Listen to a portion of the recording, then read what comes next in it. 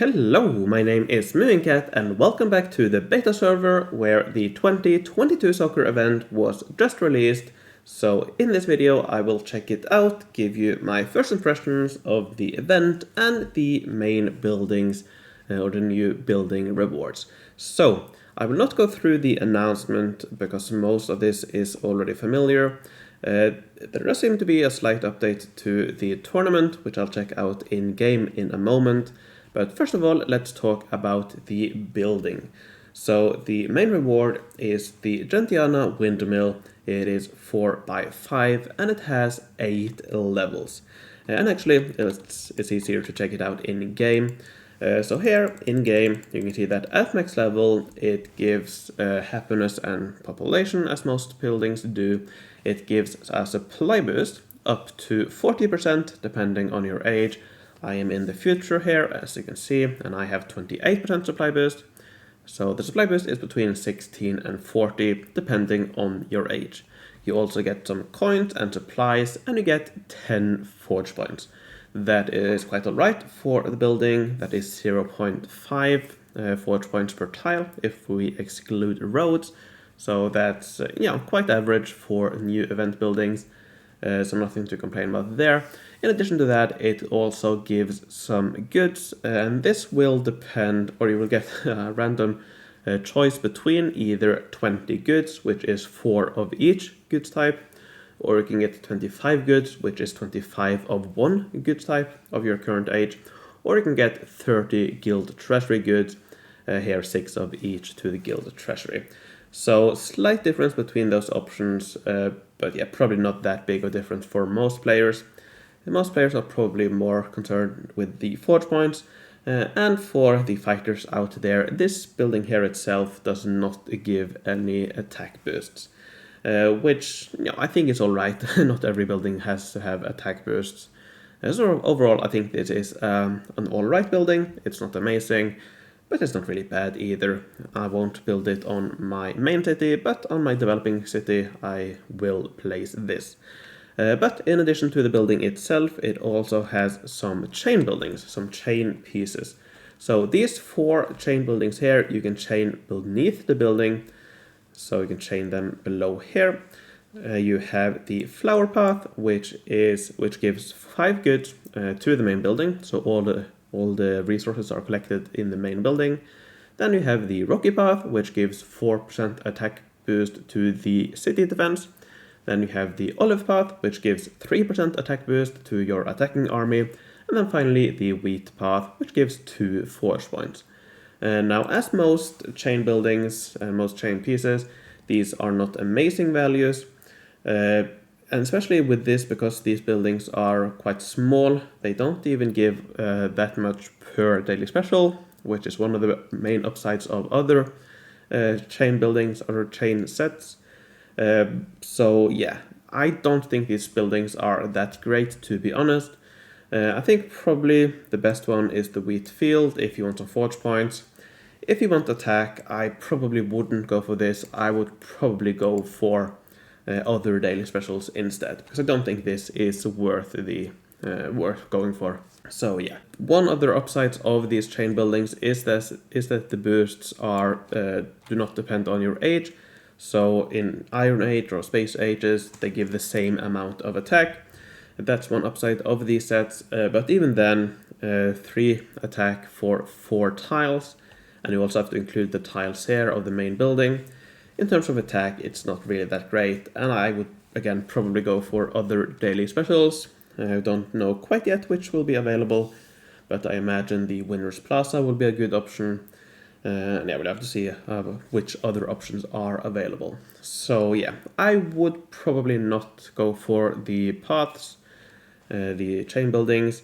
This might be a good option if you just want to get some raw forge points, but then again, 2 per daily special. It's not that much either, but I do think this might be the best for forge points. But yeah, we'll have to see which daily specials are available. So I will leave it there for now, but I will go more into the detail about this in my proper guide, which should be out in a couple of weeks. The event itself will probably be out in a month or so on the live server, so a little bit before that I will have my guide ready. But in this video, let's instead check out the minigame.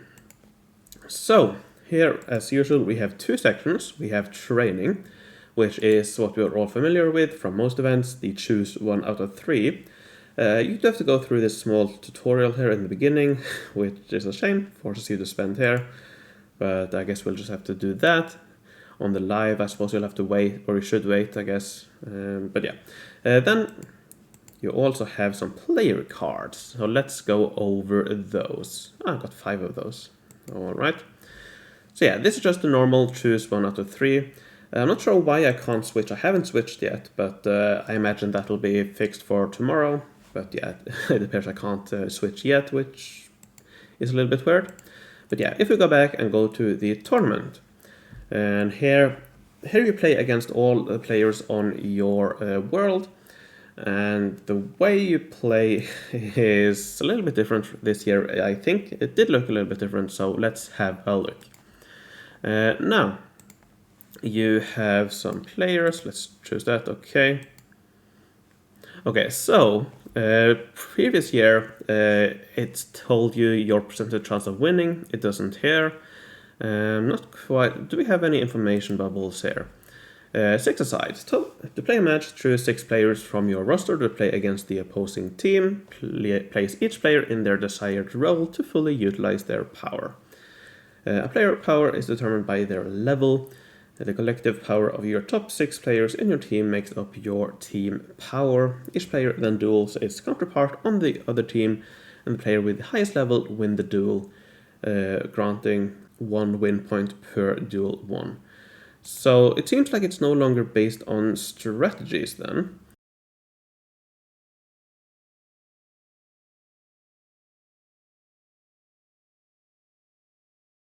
Or perhaps a little bit. So I guess this means that this player here will win against this, because this is level 4.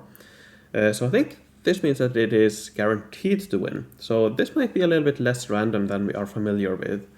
It looks like if they are the equal level, it'll probably be a 50-50 chance of winning. Or perhaps this is not guaranteed, but a high chance of winning. So I suppose we will have to see it. Let's start a match and see how this plays out. Oh, so we don't get that information about how that is decided. Alrighty then. So it looks like I can refresh twice. So I suppose that might be twice per day, hopefully. It does seem like that.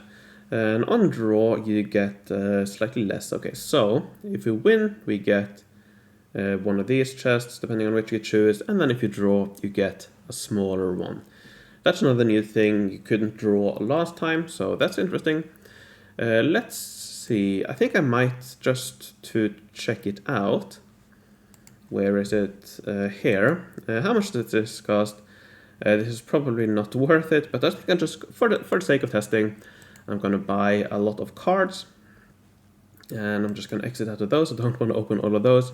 So now I have a lot of playing cards. And another thing with these player cards, that I'll just get out of the way right away, it's in the training here. Each of these is based on a player you have. So for each level a player has, you get what is that, 0.2% chance of doubling the reward. So that's another benefit of having a lot of player cards, but I probably wouldn't do what I did and buy those players. I don't think that is worth it, but just to check it out, I wanted to do that. So if we try again, let's try. Oh, okay, so the toughest opponent is in the middle here. I don't know why these are not sorted, but let's choose this one. So here it seems like... Okay, what does this +1 mean? Is there any more information here?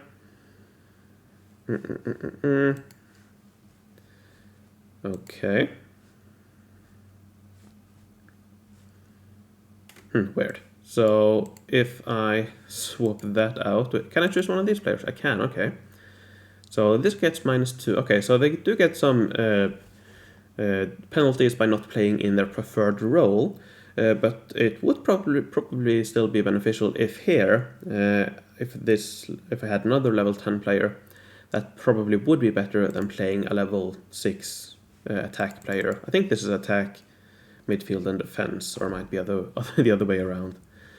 So yeah, if I choose that, so this +1, I'm not sure what that means, but match result win. So it isn't based on luck then, or perhaps not that much. But I do think I like this. I do have to try it out a little bit more, but it seems to be less dependent on chance than last time. So here my match result is lose, and I don't think that's expected. That's just guaranteed to lose. So that's interesting.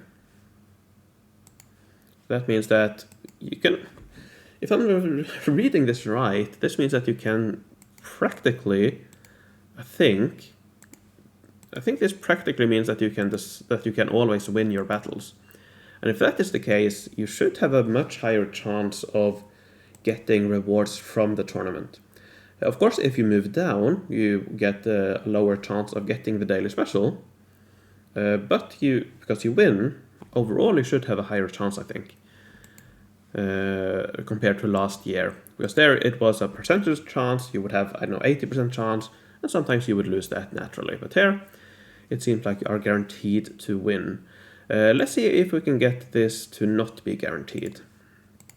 So let's try to do something like this, just to mess up our our players a bit. Oh, a draw. Okay, so does that mean it is guaranteed to be a draw? I think so. So these guys are winning here, these guys are winning here, and here it's a draw. If I'm reading this right, this will be a draw guaranteed, and it's not. Is it not dependent on luck at all, or a chance at all? If so, well, I like that. I do like that it's more deterministic. So that's a positive change. I just want to play this to see if it is indeed a draw. It's probably, yeah, I don't see why it wouldn't be a draw, but let's just do it. So, a draw, and we got some points, and we got the chest, we got some forge points for that, because we already saw that. So that's interesting. Let's try one more. So here I am guaranteed to lose, and it does seem like this auto-selects the best setup each time, which is nice. You don't have to change that every time. So match result win. It does seem like this is a guarantee to win, but here it's this seems to be a draw. This one slight win to me, and this one definitely a win. So it seems like that is enough. So yeah, I don't know. Interesting. Oh, I don't have to, let's just buy a ticket just to see. This is beta, I don't care about the diamonds. So yeah, okay, so I do like that. I like it. So this means that you should be able to win all your fights, basically. Or perhaps most of the fights. You might be unlucky sometimes to get some difficult opponents and all. But I do think that you should be able to win against the easy one each time. And perhaps even the middle one. I have bought quite a lot of cards now, of course, but I think this might mean that you can win most fights, interestingly enough. So that'll be interesting to see how that plays out. I definitely need to experiment more in the next couple of weeks to learn more. And then when I get to my guide, I will have some more, some better information instead of me just checking it out. But that's the purpose of this video. It's my first impressions and just me checking out new things and see how things look. And yeah, and it seems like finally we have some new mechanics. We haven't had that in a while. So that's really interesting. We will have to see. Now there's also some leagues. Now this is of rare 2 leagues. I think there's a training league. No. Okay, so there's only a tournament league, I think. Oh, I'm in silver. So yeah, only a tournament league, I think. And here you can get Windmill Farm, sorry. So yeah, that's all of these. So here you can get 2 pieces, or one Sentinel as usual. So yeah, it'll also be interesting to see if you need or how much you need to spend to get into the top leagues. So yeah. Alright, I think I will actually leave it there because I think I've shown or gone through what I want to look at. All of this is of course very new still, so I do have to experiment more, as I've said, for my proper guide. But I think I will leave this video here for now. Please let me know what you think in the description. What do you think about the buildings? And what do you think about the changes to the tournament? because I really like it if I understand it correctly. So, before I end, let me thank my Patreons for their support. I would like to thank Homestar, Fort Prefect, Lorden, Rockin' Robin, Kim Cayley, Joshua Clark, Rolf the 8th, PQ the Goat, Dan Suminat, Merrick B, Arkler, Hugo Kant von Count, Jon Fredriksen, Jude the Generous, Filda, Rush, Susan Weiss, Megarock, Rocco, Henrik Darklaber, Mattia, Opshi the Obsessed, Raph, Kim, XD, Odarel, and Mike. Thank you all very much for your support. Thanks for watching, take care, and I will see you in the future.